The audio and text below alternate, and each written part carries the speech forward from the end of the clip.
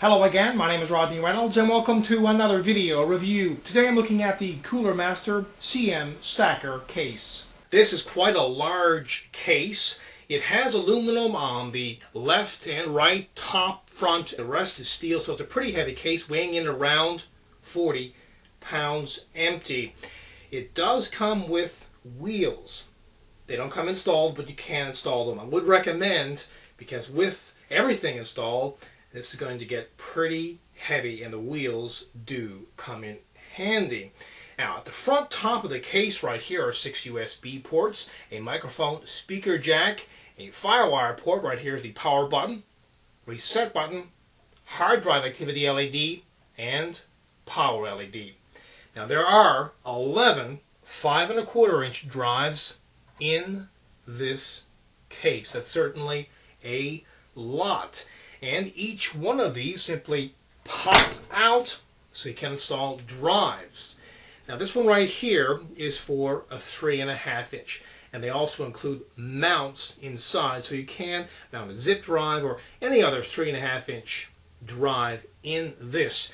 Now let me just take these out. You can see they come out quite easily. Just pull, pop right out. And they also include one hard drive cage with a 120mm fan on it. This simply slips out.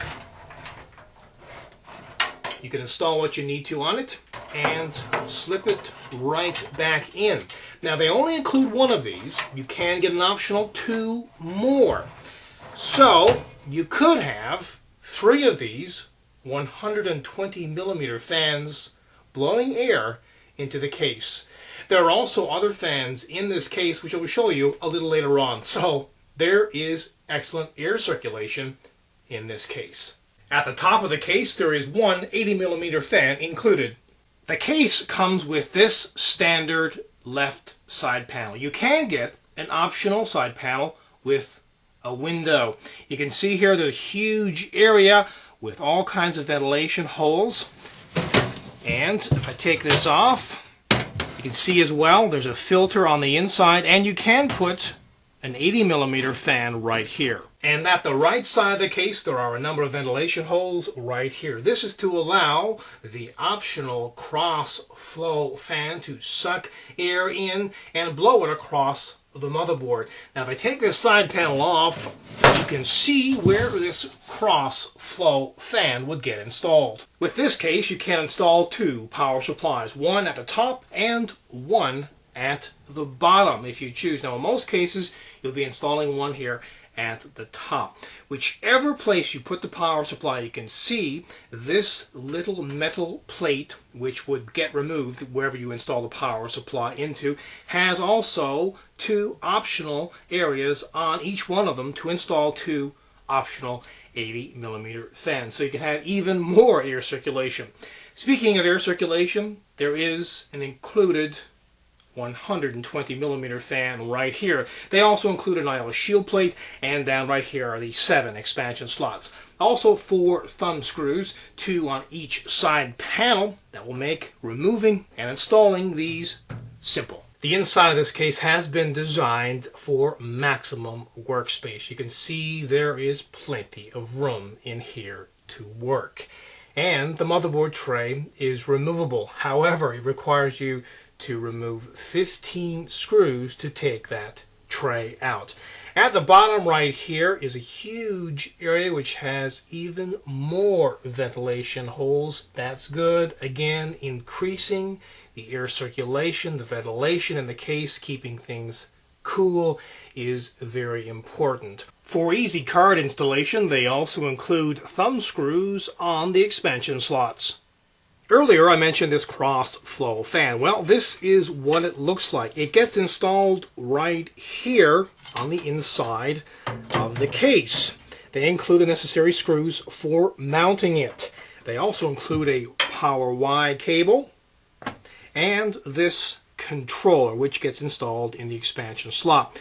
This will control the speed on the fan. You can choose to have it off at a low, medium, or high setting. This Crossflow fan is fantastic. It will suck in cool air from the outside of the case and blow it directly across the motherboard. Now have a listen to this Crossflow fan as I switch from low, medium, and high.